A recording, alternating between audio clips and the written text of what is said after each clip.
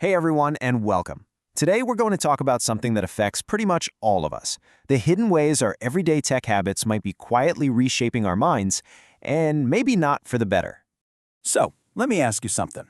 Have you ever had that weird moment where you can't remember a phone number you used to dial constantly? Or maybe a simple recipe you once knew without even a second thought? Well, if that sounds familiar, you are definitely not alone. And here's the thing, it might not just be you getting older or having a bad memory. It could actually be a direct result of the new routines we've all adopted. Which brings us to our first big idea here, this concept of a daily brain drain. Now, that sounds pretty dramatic, I know, but it's really about the subtle toll that a life made constantly easier by technology can take on our brains. I mean, just think about it. Our phones navigate for us, they remember things for us, they fill every single spare moment with entertainment. And look, that convenience is amazing, but it does make you wonder, is there a hidden cost? Are we trading away our mental sharpness for all this ease? So, to really understand how this happens, let's break it down and look at three specific psychological concepts. These are the kinds of hidden habits that are probably already a part of your daily life, whether you even realize it or not. All right, first on the list is something called cognitive offloading. It's kind of a fancy term, but all it really means is outsourcing your brain's work. It's when we let a device, like our phone, do the remembering for us, supposedly freeing up our own mental space, or so we think. A perfect example of this is using your GPS to get to a friend's house you've been to 100 times. You don't actually need it, right? But it's just a little bit easier than engaging that part of your brain that handles spatial memory. Okay, next up we've got attention fragmentation. This is what happens when your focus isn't just divided, but it's completely shattered into these tiny, ineffective pieces. It's driven by that constant storm of notifications, pings, and of course, the temptation to multitask. Oh, you absolutely know this feeling.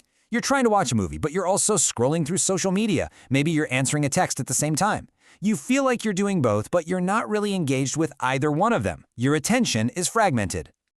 And our third habit, well, it's driven by something called cognitive miserliness. Now, this is fascinating. Our brains are, by their very nature, energy savers. It's an old survival instinct. They are hardwired to conserve calories. So if given a choice, they will almost always take the path of least mental resistance. They're kind of lazy. And this right here is a perfect picture of our modern information diet. We skim headlines instead of digging into the actual articles. We watch the 30-second summary instead of the full documentary. Our brains are just being conditioned to take the mental shortcut every single time. Okay, so we offload our memory, we fragment our attention, and we let our brains take the easy way out. So what? What's the actual big deal? Well, this is where we get to the real cognitive cost of all this. Because all of that short-term convenience, it really adds up. It creates a long-term deficit. It's like a bill that sooner or later our brains are going to have to pay. And here's what that cost can look like over time. Research is starting to suggest these habits can weaken our working memory, our ability to hold and work with information. They can make it way harder to learn complex new skills. And ultimately, this chronic underuse is linked to poorer brain health, and even, get this, a measurable decrease in brain volume in some really key areas. This visual really says it all, doesn't it? Passively following that GPS dot on a screen requires almost no brain engagement. But actively navigating, either with a map or just your own memory, that's a real mental workout. It lights up the parts of your brain for problem solving and spatial reasoning. It's the difference between being a passenger and being the pilot. So after hearing all that, which, sounds a little grim, I know, the natural question is, okay, so what can we do? Is there a way to reboot our brains from these habits? This quote just nails it. This isn't some sudden event. It's a slow, quiet process that's built by thousands of tiny little decisions we make every day to just let our devices do the thinking for us.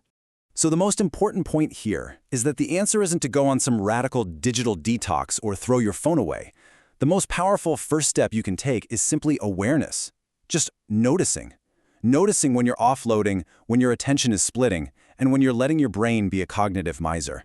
And that leaves us with one final question for you to take with you. Now that you know all this, what's one small piece of mental heavy lifting you'll choose to do today? Maybe it's just memorizing your shopping list or trying to get home without the GPS. Or maybe it's just putting your phone in another room so you can truly focus on one thing.